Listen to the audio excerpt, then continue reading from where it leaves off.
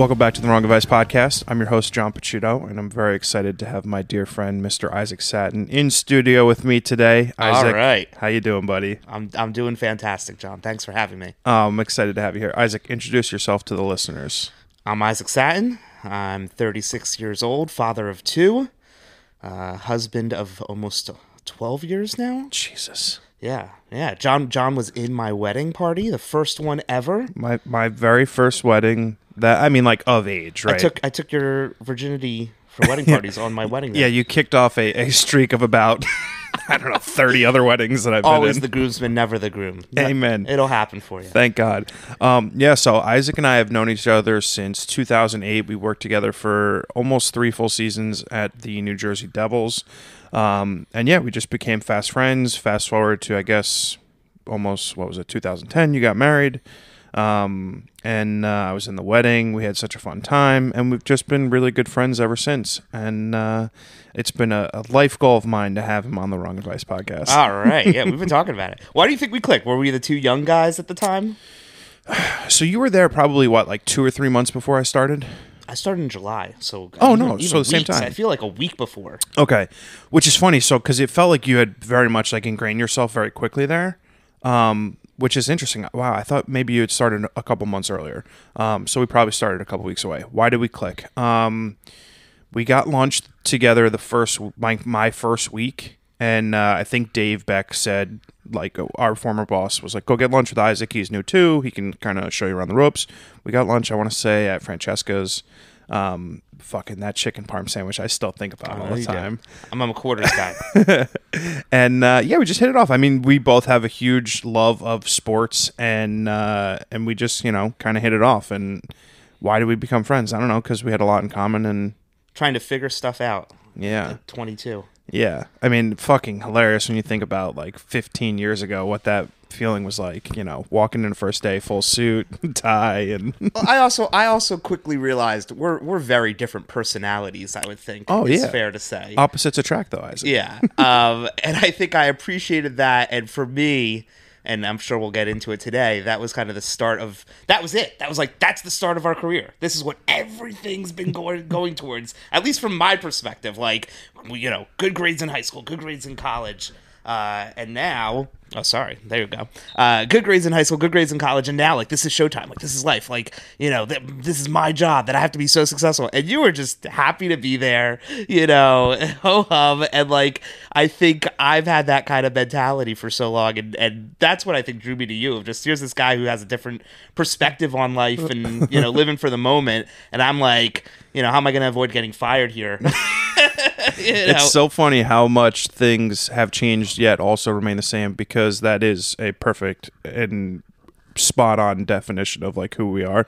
You're very much a person who had the entirety of their life planned out from 15 on, and you've checked all those boxes, and here we are 15 years later, still friends, which is so fucking cool and amazing, and in very similar yet very different paths of life, right? I think so. I mean, I think the fact that we're doing this in person on a Monday, in the afternoon, says something of where we're at this point. Of, for me, I just finally had to pull the plug on everything. Get out of the predictable. So you and I have had a lot of conversations over the last, call it almost 2 years, because August of 2020, I lost my job. Was one of those situations where it wasn't expected, and it really threw me into this whole new path that I've sort of been on for the last 2 years, with photography, with podcasts, now doing videos and stuff.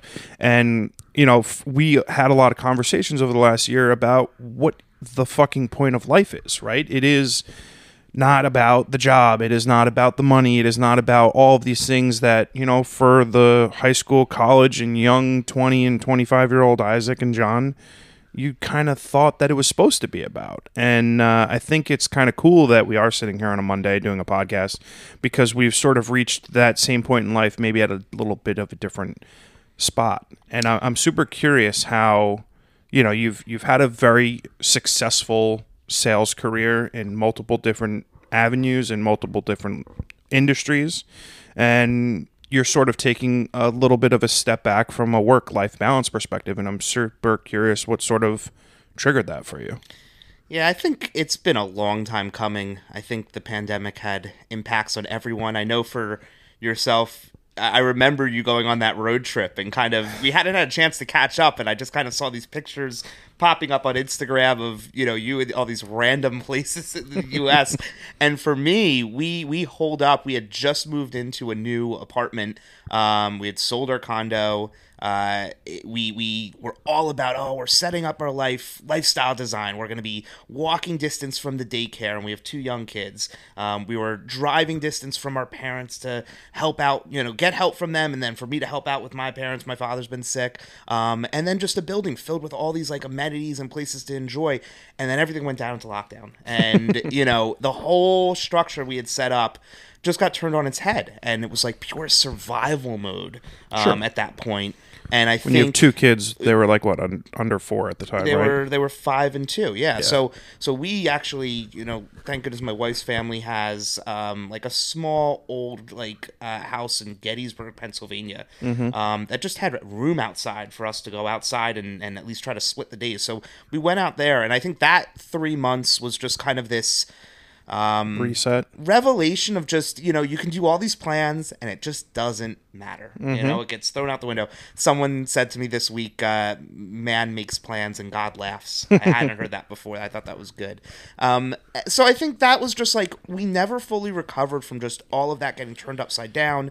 And just, I think it all culminated with this feeling of just what are we doing? What are we going? Is it a we thing or an I thing?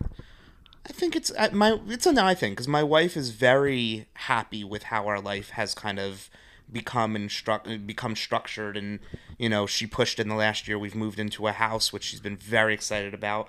And I think for me, it was just, I've always had kind of this philosophical mindset, and I've always followed the rules. I'm a big rule follower of being on the path that you're supposed to be on.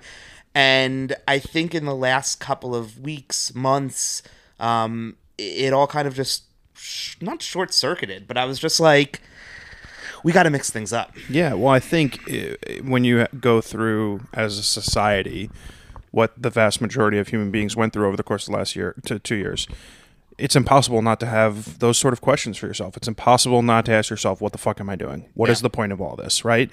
And I struggle with that still daily, weekly. Imposter syndrome. Why am I doing this? Am I any good? And to compound those types of feelings when thankfully I'm a single human being, but you're married, you have 2 children, there are people who rely on you. There's a lot of pressure to sort of live a certain way and act a certain way and work a certain way. And it's sort of refreshing. I think there's been a lot of that. There's been a mass exodus from the workforce because of what's transpired over the last couple of years. Yeah. And I think something I remember thinking when the pandemic started was, I am being substandard for everyone. Like, I don't feel like I'm being a good employee. I don't feel like I'm being a good husband. I'm not being a good father. I'm not being a good son. I'm just kind of surviving in all these aspects of my life simultaneously. And just taking a closer look at it, it was like, okay, well, which one of these has the most flexibility here to go? And for the time being, it was the job. But, even that's turned around, that I've been able to navigate into a very, very good situation.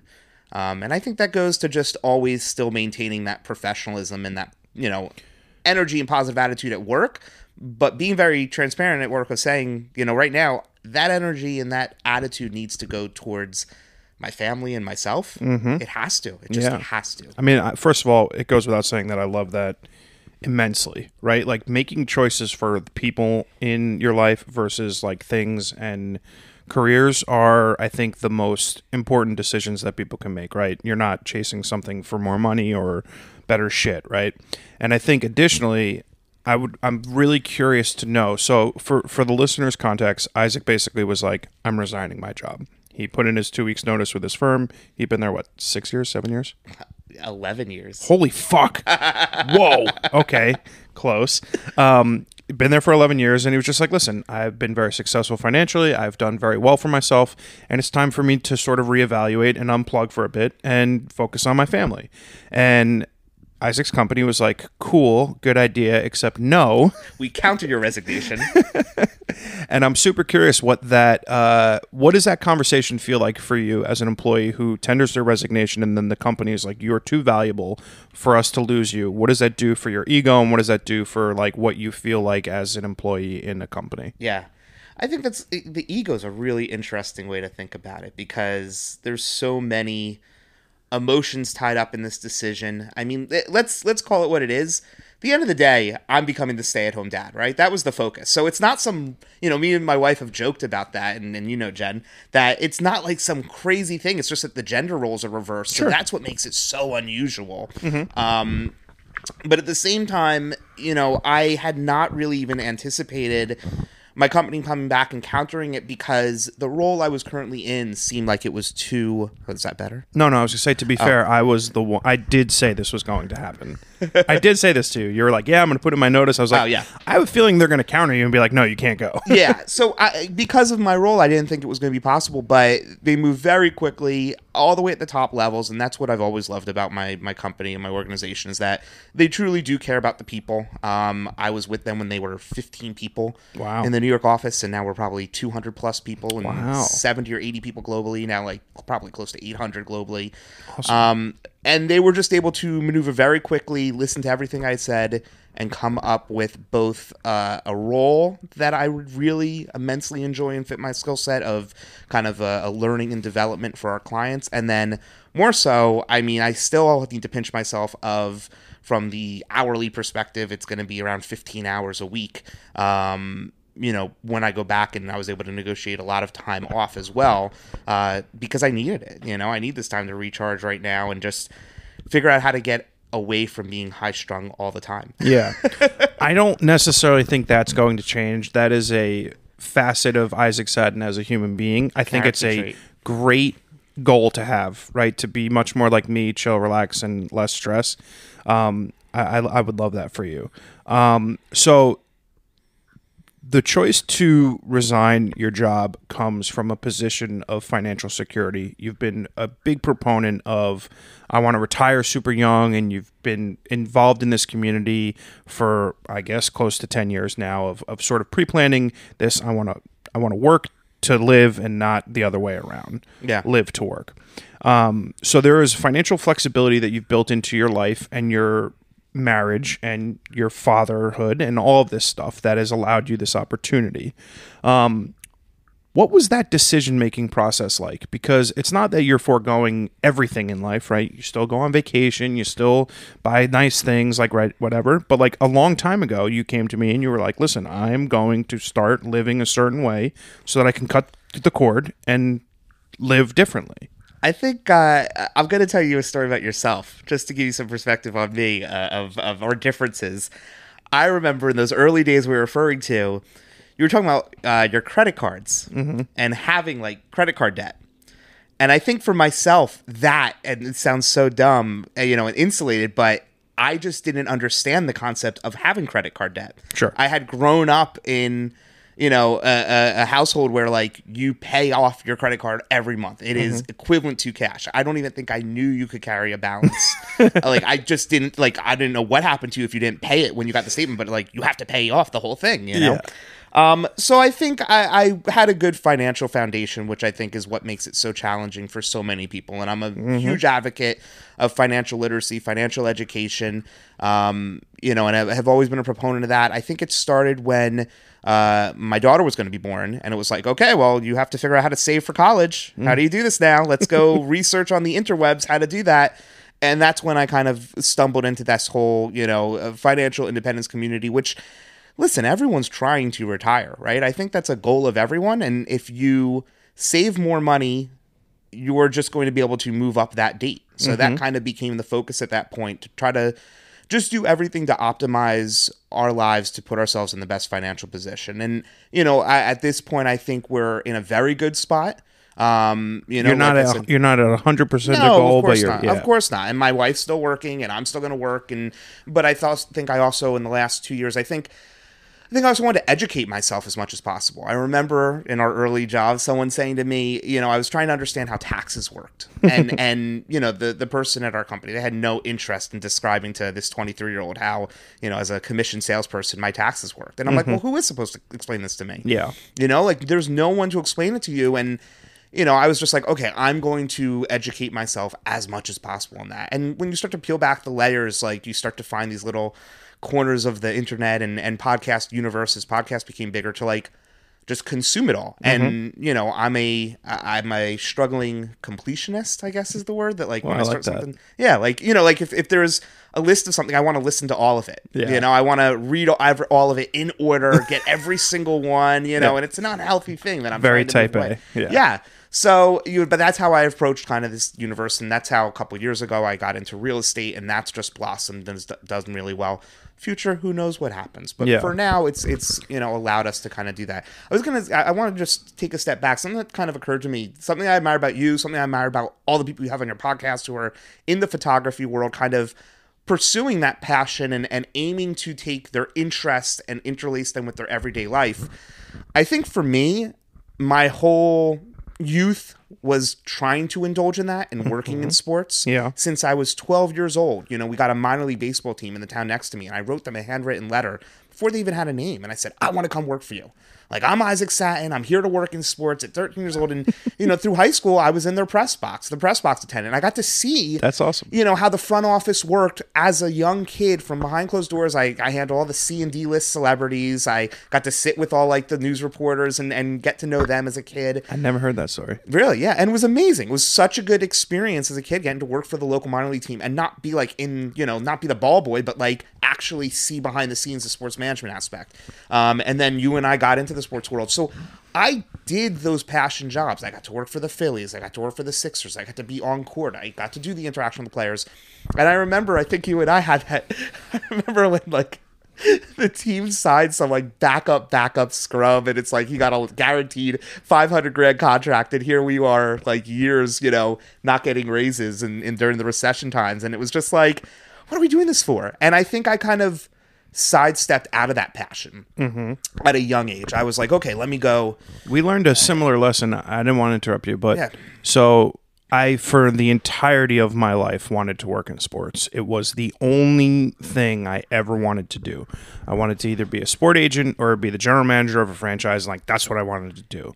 And within the first year, I knew sports was not what I wanted to do anymore, and it was a good job with a good group of people, and I enjoyed what we did. I met lifelong friends out of it. It was great. I think sometimes when you're put into a position where your expectations and your realities sort of bump into each other and they don't align, that's when you sort of know that you're not meant to do something, right? So like for me, working in sports was something I always wanted to do until I did it, and then I knew I didn't want to do it anymore. You know what it was for me? I'd worked for so many different teams, because I've probably worked for 7 or 8 teams between internships and like just, game day jobs and stuff. Anytime there was someone who was in that age, 25, 26, that they were looking for that next promotion, there was one of two things that happened. They either left the organization and went out to Kalamazoo or Timbuktu or whatever random city to take the next step up in their career and work for maybe a minor league team and get that next bracket, or they were leaving sports altogether because they were getting married and they were settling down with a family. And I remember being young and thinking, wow, like, that's crazy that people do that. Yeah, like that's crazy that people do that. That's never going to be me. And then I'll, I don't want to say who it is, even though, you're not blowing up yet, John. Maybe this is the episode, but I don't think it's going to get. But it was a very high-ranking member of a professional sports team, one of the big 4 leagues. And the person I was speaking to said she sacrificed having a family. She sacrificed having a personal life for her career. And she was probably pushing 50 at that point. So there wasn't, it would be hard to go that other direction at that point. And that stuck with me always. And I think I just hit a point where I realized, you know what? I'm at that point I have to choose. And I'm going to choose the family side. And now, fast forward 12 years later, I think I almost made that decision again. You did. And it's not like I'm here saying, oh, I have these passions to pursue. I just want to do the good daily stuff. I've been cooking way more than I've ever cooked. I've been trying to exercise every single day. Love it. Offload all the domestic responsibilities, which, you know, you as a single guy, even though you have nieces and nephews, right? Yes. Yeah.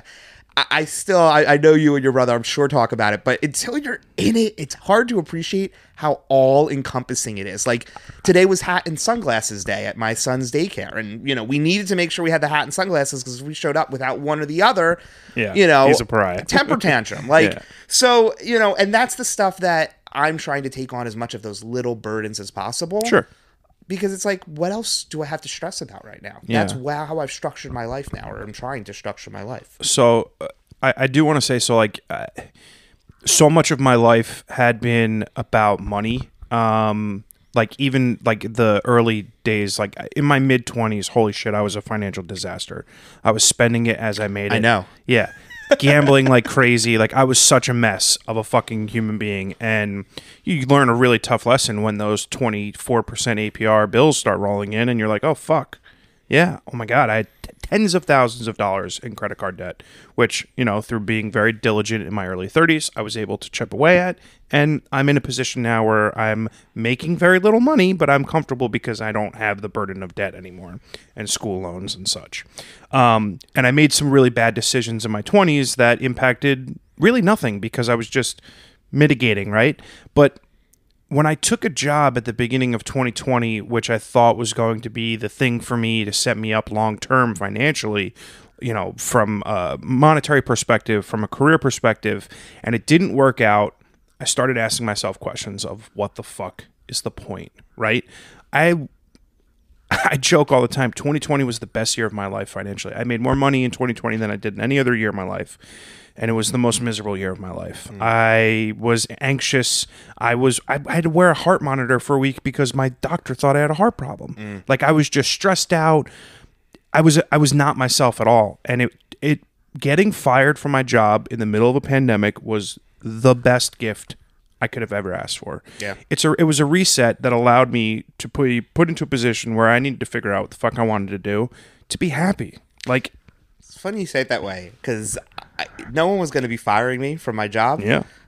So I basically had to fire myself. I mean, that is what I effectively did. I took myself out back, and I think it came as a shock to everyone in my organization because, you know, I made no indication that this has been on my mind, and it just all kind of ballooned to that.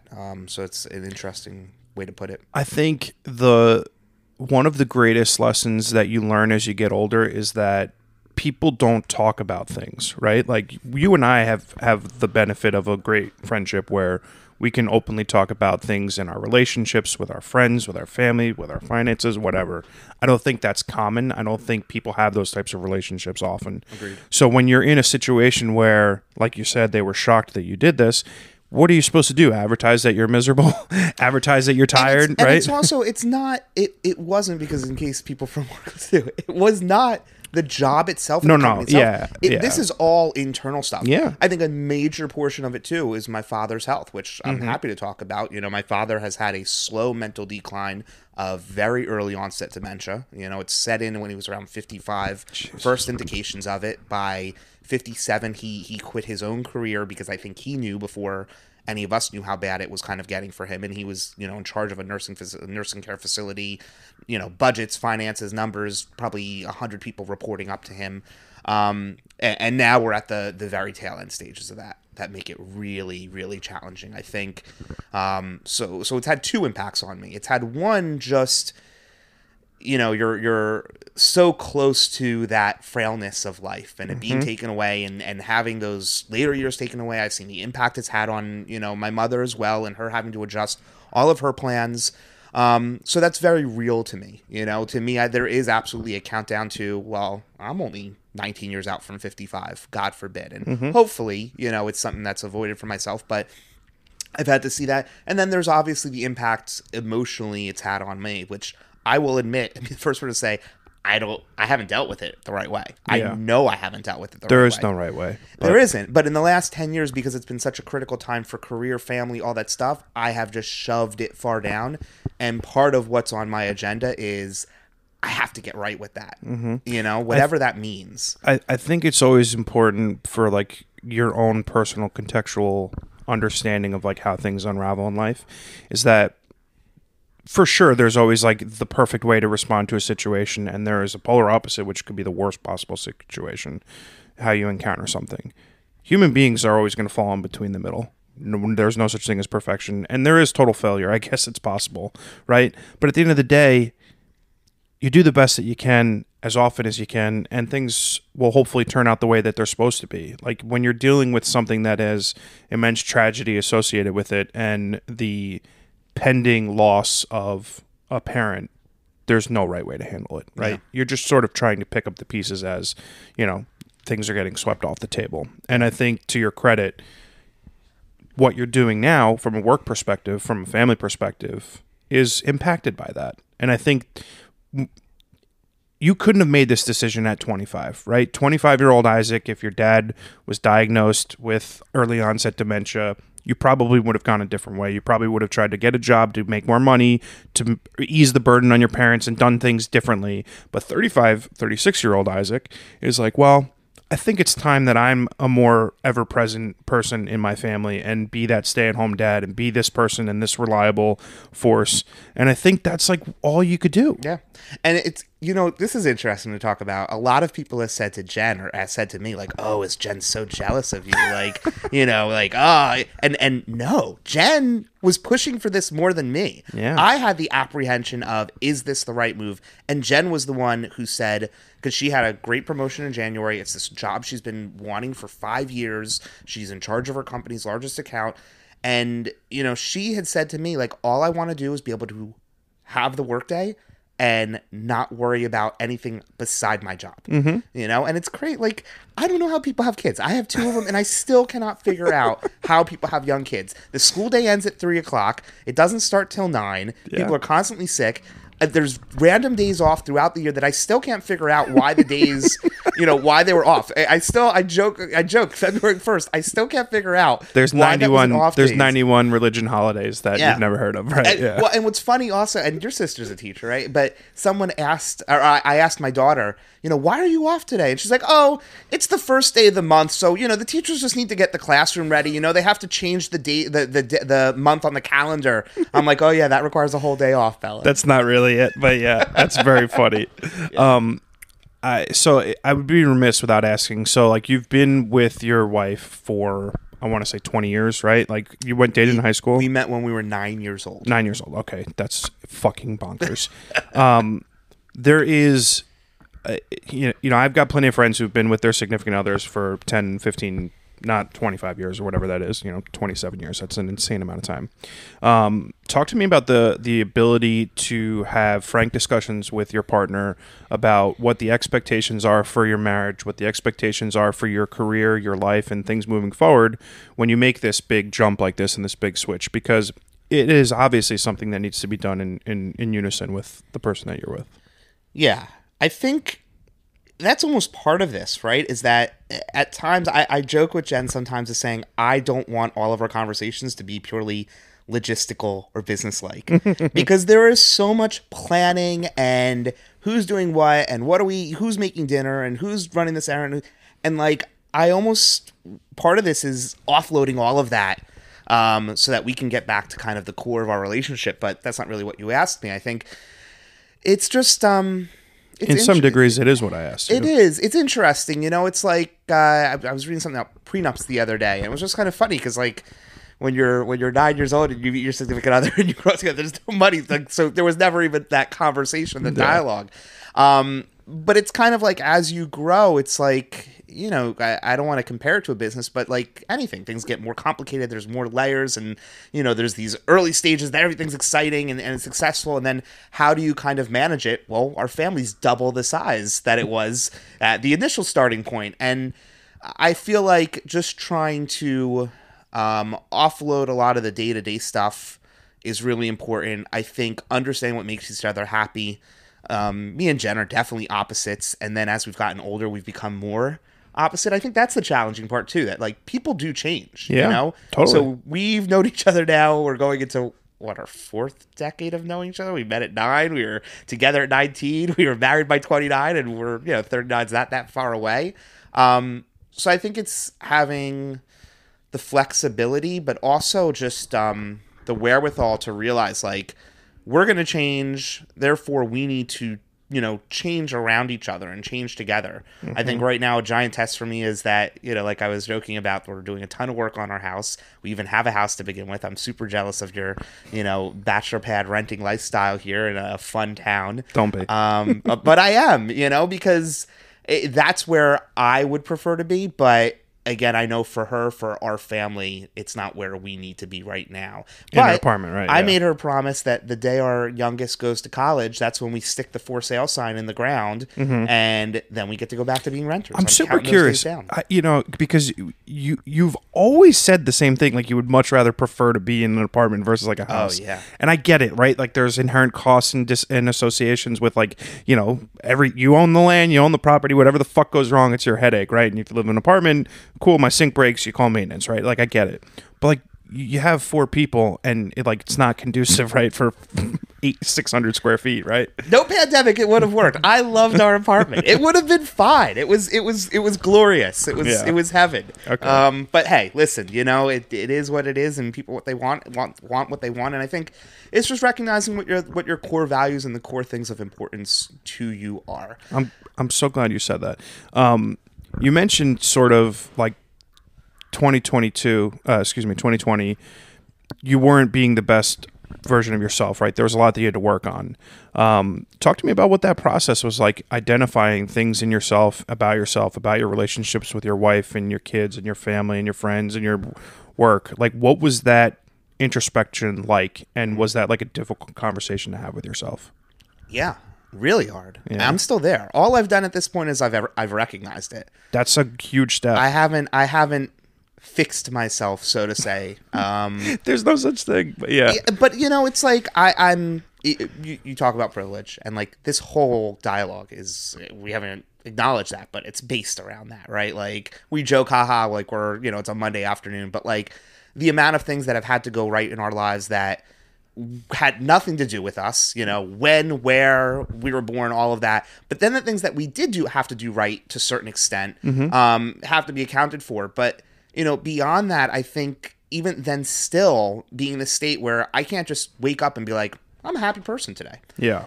Even though I should be, even though on paper I have it all, right? I have the house, I have the family, I have the job, that's all innate and inside. And I've always been a huge fan of philosophy. I've had different points in my life where I've had a quarter life crisis and I wanted to drop the sports thing and go into philosophy, and it's still, I'm an armchair philosopher.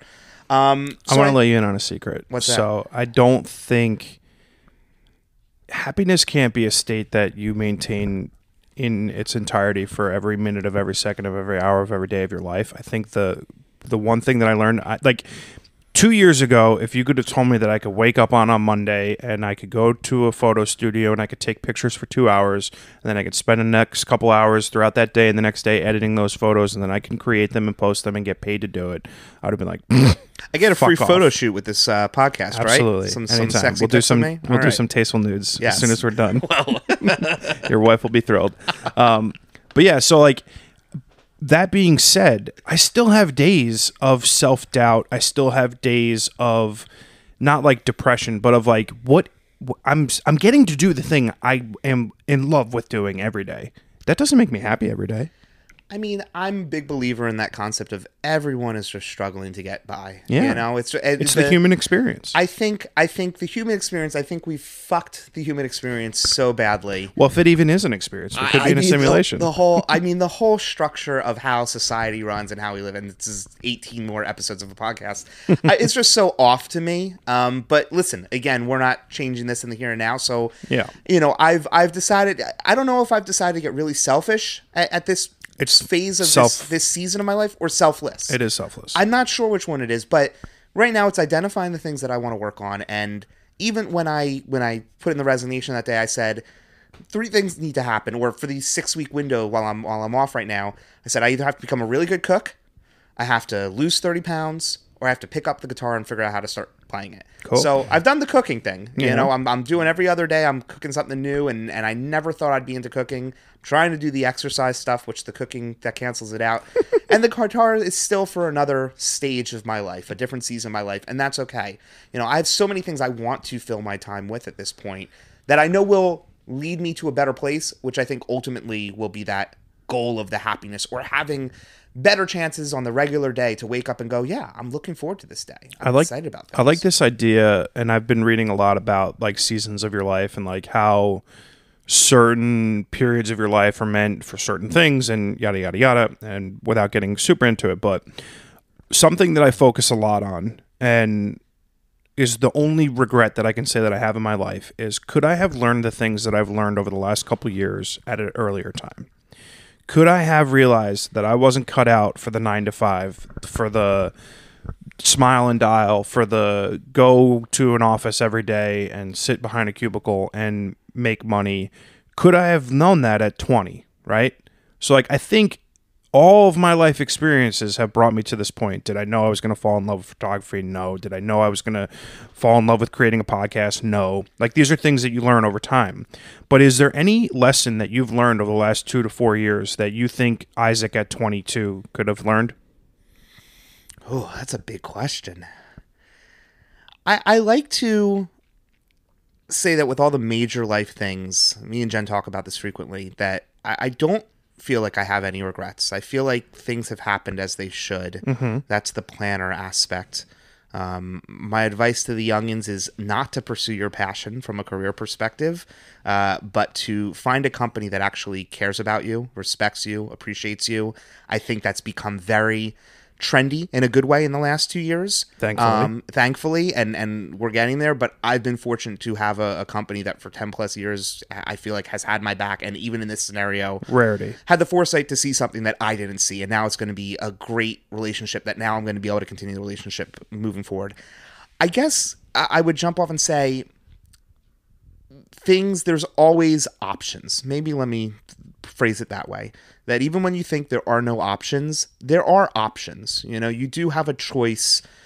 It takes maybe some guts or some stupidity or craziness to kind of go after that choice, but to really try to think outside the box. I think so many people get stuck on this is what the path is supposed to be. Absolutely. You know, these are what what's pre-laid for us. Exactly. And I think I have such admiration for people like yourself. A couple other people in my life that I look to, and one I'm very close with, and one is one of my wife's cousins who just live very non-traditional lives, are not on the path that you're supposed to do of job, you know, money, career, this, that. And for the vast majority of people do need to pursue those things, and they are all paramount and important, but still getting back to, you know, how does it fit around what my needs are, what I want, and how can I interlace those two things are so important. Yeah.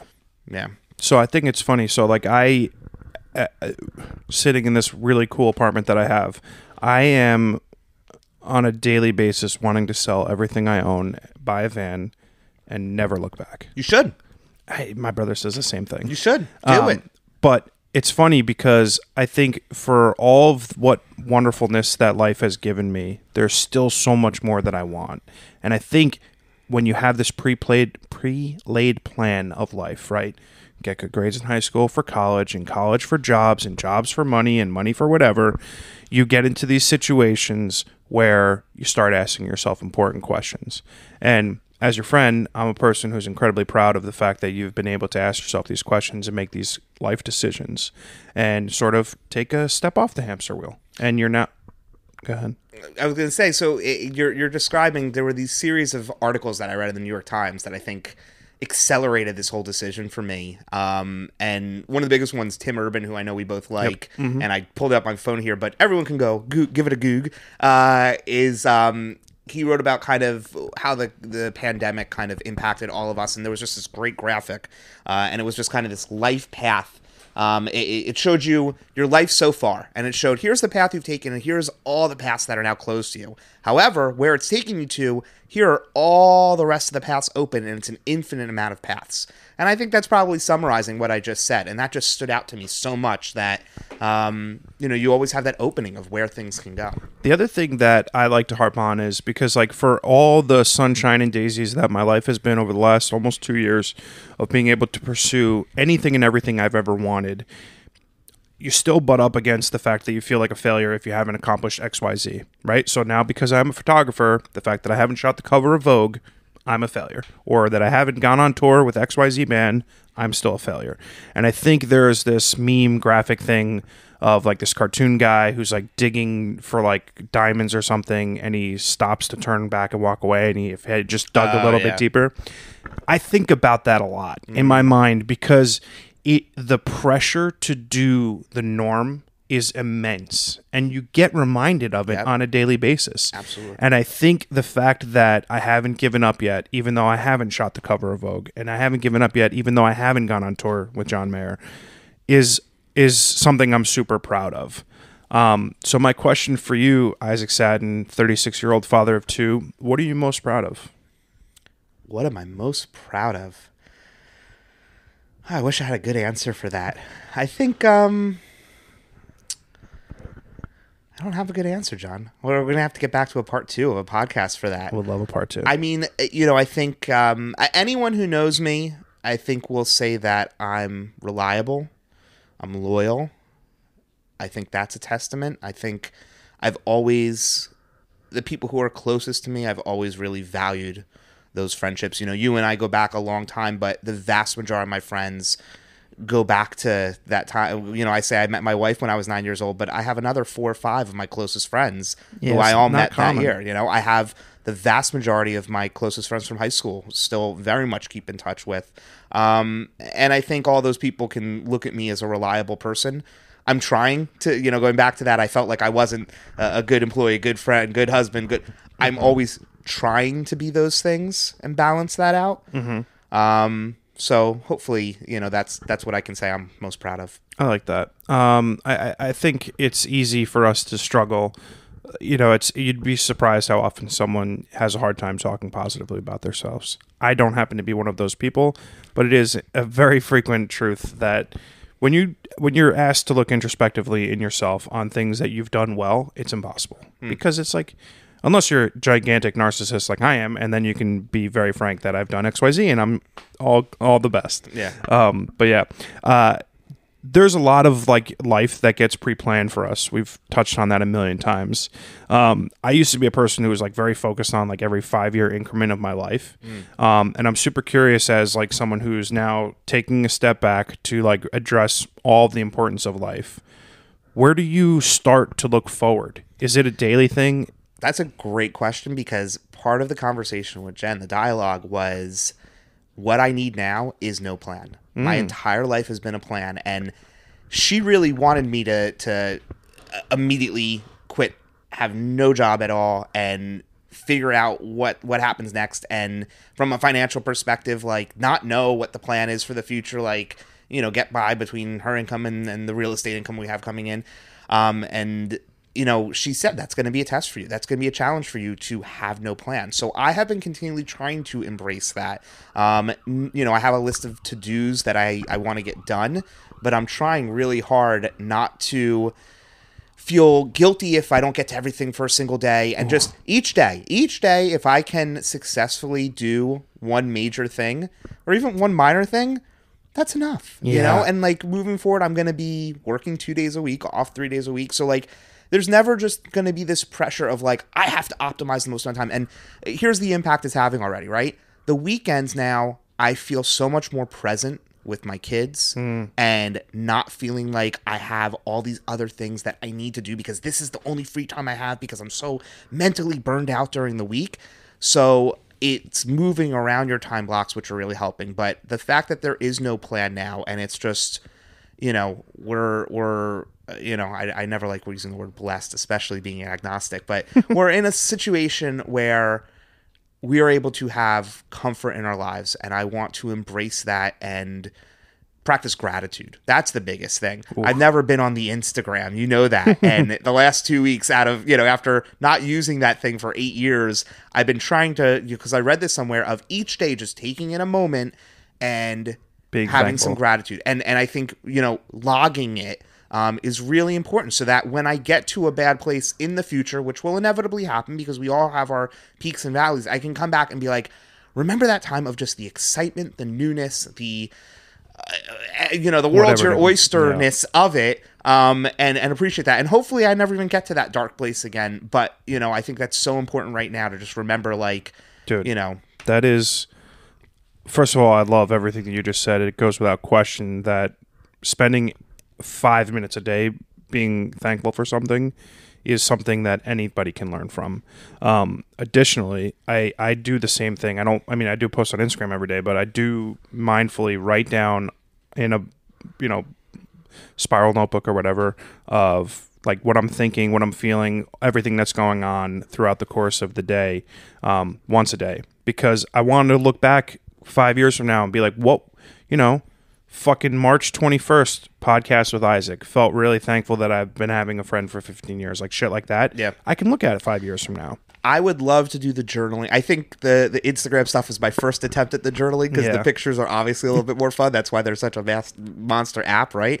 And the meditation aspect of it, and just it's scientifically proven. It's across the board that people who are able to do that and put that into their lives on a regular, consistent basis are happier people. I hate to say this because I was so anti mindfulness and yoga and like all these things. The practical impact that just spending 5 minutes a day doing nothing can have on you has provided a marked improvement on my life. Just those 5 minutes of meditation in the morning and at night, or 10 minutes or whatever I feel like I need that day, has greatly impacted and improved my life. Additionally, you've touched on some things that I think are super important, like the idea that we need to have a checklist of our life or our day or our week or our month, goals that we need to accomplish, things that need to get done. I don't think that is a successful thing, right? For a very long time, I was super heavy into like how I could be more productive and how I could be, like get more accomplished and all these things to like increase my productivity and my efficiency.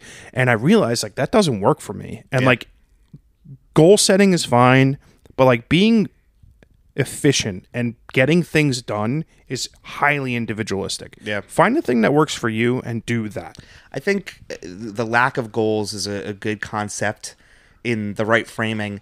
The grind is what I've thought about a lot of being a successful sales professional. It's this grind mentality. And just, I think while my job was not one where I was working 12 hours a day and it was crazy like that, the mental stress and grind I put on myself of the goals that were innate in a position like that, that's so measurable of are you being successful or not, just really got to a point where I was not balancing it the right way. And to be able to unplug from the grind for however long it is so vital for me. I'm super curious how this entire endeavor plays out for you, because I've known you for so long and I know you to be a certain type of person. I freak out in 6 months and I like, I'm back at it because, this is so against the door. I just think from like a lesson perspective, I would like you to document maybe a little bit more of this journey, like whether you start recording short clips on your iPhone and stuff, but there is like a story to tell here, because you are a relatable human being, right? You've checked all the boxes. You got the 2.5 kids. You got the white picket fence. You got the great wife, the great life. And at some point, the things that actually really matter has come to fruition for you. Like you've reached that clarity. And I'm really curious to see what the next chapter looks like. I would love to like be there every step of the way and watch how this uncovers, because there's millions of people who are sitting in your position that, you made this decision 2 weeks ago or whatever it was, that haven't made that decision yet and haven't taken that risk.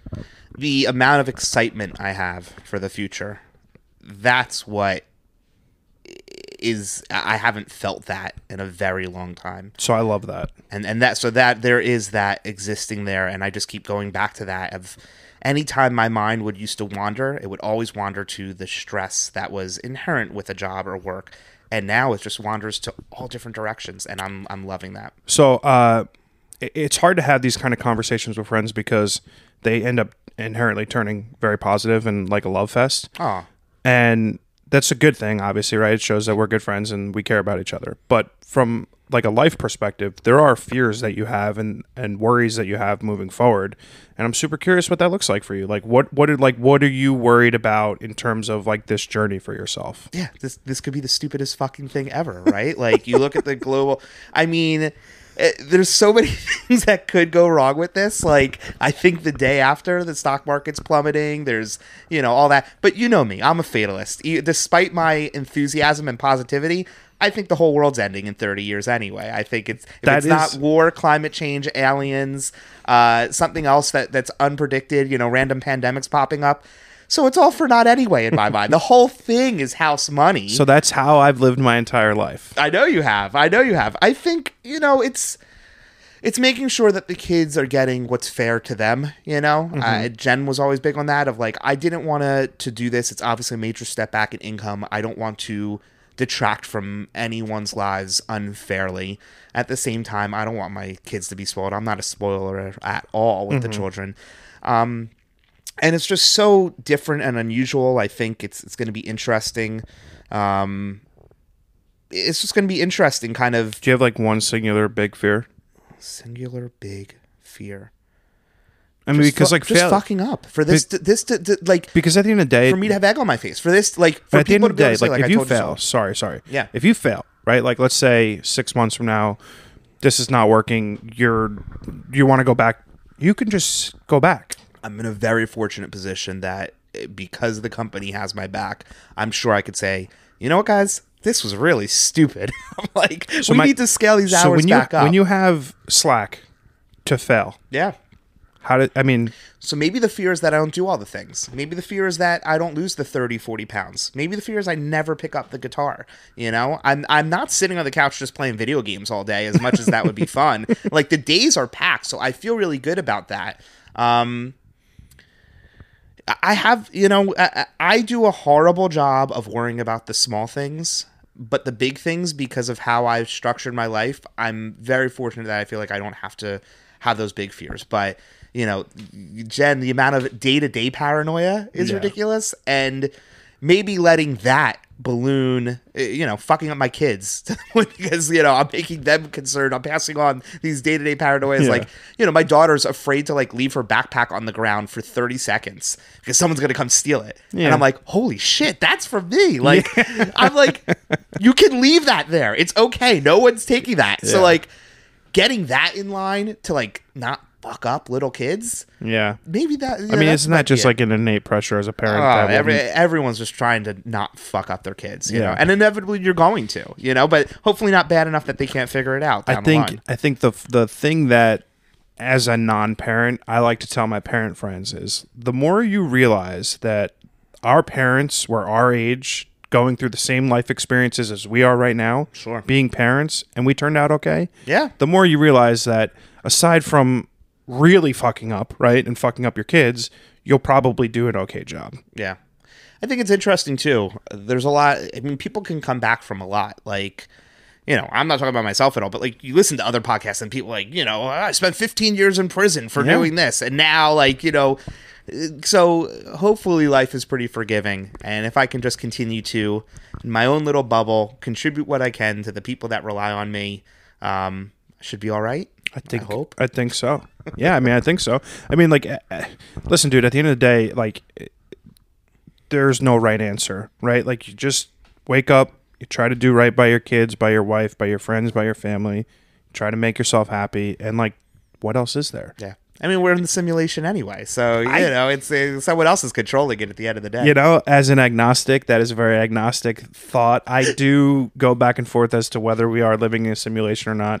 And I think the joke, whatever that may be, is that I think that's sort of how I position my life, right? Like, I would rather be immensely happy today, right? And not worry about what happens tomorrow than just be a stress ball and miserable and do something that I don't love. Yeah. And I think I couldn't have been that way at 25.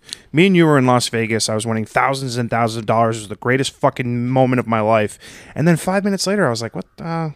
Yeah, well, that's because you were spending it on a limo to take us like 3 blocks, which I just remember being like, why is he doing this? That's so irresponsible. Even like with us having 10 drinks deep, I remember being like, why are we going to limo right now, going 2 blocks on the strip? I mean, we're inherently different. Yeah, that describes it right there. Yeah. So I'm super curious. We've been friends for a long time, and I think about how friendships grow and evolve over time. And I would like to get your opinion on what you think makes our relationship work so well. I just think from the earliest times, we were always just very real with each other. No one ever tries to impress me, I feel like, in my life, nor should they. But I'll be frank, I think you, when we met at that age, were a big image type of person, Totally. probably to other people. But at the end of the day, you and me spent more time with each other than we probably spent with anybody else. We're within the confines of, and in that role, I was going to say 40 hours a week. Yeah, right. 40 hours a week. Plus 40. 60, 70 hours a week. That's a lot of time to spend with somebody. And not too many people pick up the damn phone when you're in a sales job, and they don't want to talk to you either. So who are you talking to? So I think you and I just had an opportunity to talk so much at such a pivotal point in your life where you're kind Formative of, years, yeah. go forth and do what you're supposed to do. At least that was my mindset. You were like, who am I going out with tonight, or what can I do that's fun? And I think I just appreciated that from that point on. And I think what becomes hard is then once I leave the company, that's where the friendships usually end. But, I think in adult friendships, it takes effort on both people's side. Yeah. That's the key, I think, in adult friendships, is that both people do have to make an effort. Or if it's one-sided and one person's making the effort, at least when they do get together, you can pick up exactly where you left off from before. I think that's fine too. Yeah. And I think you and I have both of that. We both make efforts to do stuff together, and sometimes it could be a year plus between seeing each other. More often than not, it's not. But yeah. But I think we don't ever miss a beat at all. There's so many different topics, we like to talk about. Yeah. And that's what I think makes it key. I think you touched on something that's important. Like, friendships evolve over time, right? And like, you could spend 3 years seeing someone every single day, and then you could spend a year and never see them. And I think from what I've learned about how the vast majority of my friendships have grown and changed over time is that that's okay. Like, Yeah. you don't have to spend every minute of every day talking to someone. You don't have to see them every week. As long as you have like mutual respect and love for the people in your life, like, they'll know that and they'll appreciate that. I think it's interesting. Friendships evolve. They can come back. I keep bringing up Jen, but she's actually rekindling with her college roommate who she actually had a falling out with. They're starting to talk again via text and have been trying to plan a meetup, but that's after more than 15 years, almost 20 years. Yeah. So I think that's great too. So, that happens in life as well. I love it. So I like to spend the last bit of every podcast asking a little bit of a Q&A. Some are easy, some are hard. Just sort of... You don't have these memorized yet? He's looking them up on his phone. No, This is like episode 70 or something, right? I mean, I do have them memorized, but like, there are important ones that I don't want to forget. What's your favorite book? Favorite book? Can I give you 3? Yeah. All right. First, I'm going to go with the fiction, The Long Walk, Okay. by Richard Bachman, who's Okay. actually Stephen King. Oh. It was actually Stephen King's his earliest book he started writing. He started writing when he was like 17, and then he put it out after his first couple of big hits to see if he could still get a book out there that people would like. It's excellent. They're making a movie of it. It's very Squid Games-esque. Ooh. Where basically 100 kids, start this walk. They have to continue at 4 miles per hour. As they go under 4 miles per hour, the army shoots them dead. And it's for entertainment. This is like the Super Bowl in this dystopian world that everyone's watching it on TV, and you're placing your bets on who you think's going to be the winner of The Long Walk. Excellent book. It's only like 75 pages. That's one. The 2 nonfiction, The Simple Path to Wealth by J.L. Collins will teach you everything you need to know about investing and simplify it, super easy. 98% of the financial universe is complete bullshit. Third one, Essentialism by Greg McEwen, which I've only read twice, but had a huge impact of just... The biggest thing is say no as much as possible and only do things that matter. And I think it's taken me quite some time in my life to get there. But 36 years. I think I'm at that point where I'm going to try to hold on to that concept very strongly right now. It's very funny. I say yes to everything. Yeah, I really do. and you have to monitor why and what joy and pleasure and benefit is it to you to say yes? Yeah, I think I've done a bad job over the last year of focusing on my energy and like where I put it, and I've been putting it everywhere, and now I'm starting to sort of reel it back in. And I'm gonna read that book for sure. What's your favorite movie? Shawshank Redemption. Wow, that was quick. Oh, I mean, it's the best. Yeah. It's incredible. It's Andy talk Dufresne. talk about someone who is working towards a goal, or persistence is the theme of that movie that I love so much. Persistence, planning, execution. I don't think you All have things that described pre 2020 hard to understand why that is my favorite movie, but just so well done. What's your favorite food? My daughter asked me this the other day, and I struggled with this because I clearly like food. I mean, pizza's the easy out. I'll go pork tacos from Taqueria in Jersey City if we're getting really We're going specific. to Taqueria in 10 minutes. But it's not the Jersey City the same one. thing. No, it's not. That's a different company. It's the same. No, it's not. It's not the same owners. I'll bet you $5. All right. Bet you the tacos. Do you believe in an afterlife? No. Why? Is there a before life? Yes. I don't remember it. I didn't experience it. No, I think you arrive the day you come out of the womb, or earlier if you want to debate that, and once you're dead, that's it. You're dead. I mean, the whole thing, it's such chance that we're even here. It's such dumb luck that any of us are even existing. The odds of each person are so minuscule. It's ridiculous. There's nothing afterwards. So it's so funny that you say that, because every reason in which you just described that there is nothing after life is the reasons why I think there is something after. Sure. To me, like, you can't tell me that like human beings just bloop out of some like primordial ooze, and now you and I fucking 10 billion whatever million years later are having a conversation on podcasts. Whether we're in a simulation, whether there's a god, whether all those things, I don't fucking know. I just think there is short-sightedness in the belief that there's just, this is it. I choose not to believe that. So you end the podcast by saying that I'm short-sighted. All right, that's cool. I mean, you do wear glasses. But, what's the best piece of advice someone's ever given you? Best piece of advice someone has given me? That's a good one. I remember this fondly, but it was more for a work thing, but I'll share it. My father said to me to inspect what you expect. Which, my father didn't ever give me directly much advice till I asked him that. So that sticks out. And it is just something that I think has served me well. It hasn't been this momentous shift in my life, but, to be thorough with things. Don't assume things. This is all the planner side of me again, but that's one that I like that I'll throw out there. I like that. How do you deal with regret in life? That's a hard one. You try not to dwell on it.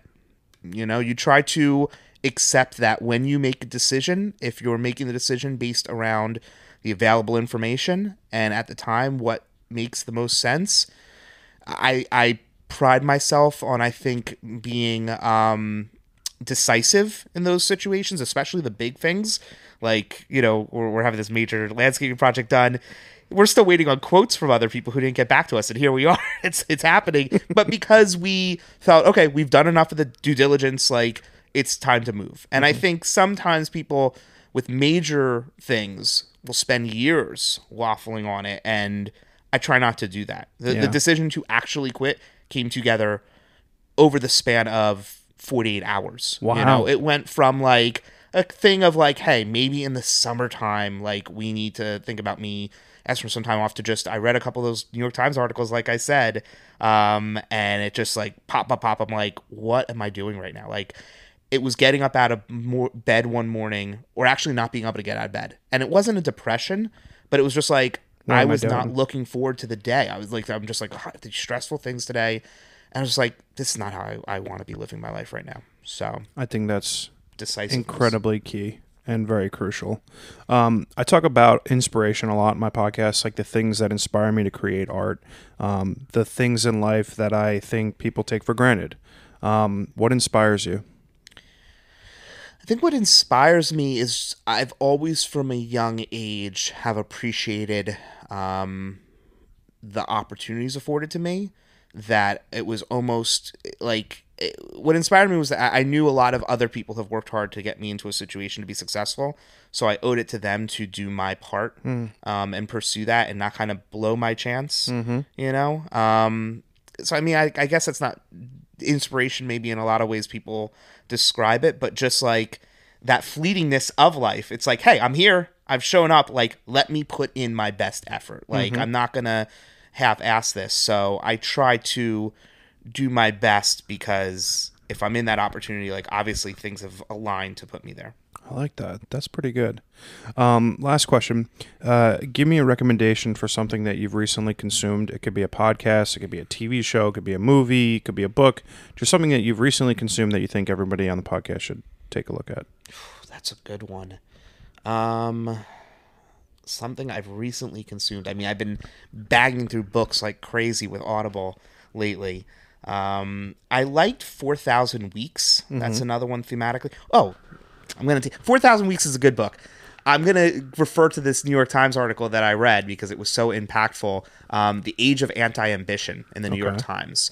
It was a couple weeks back, early March of 2022.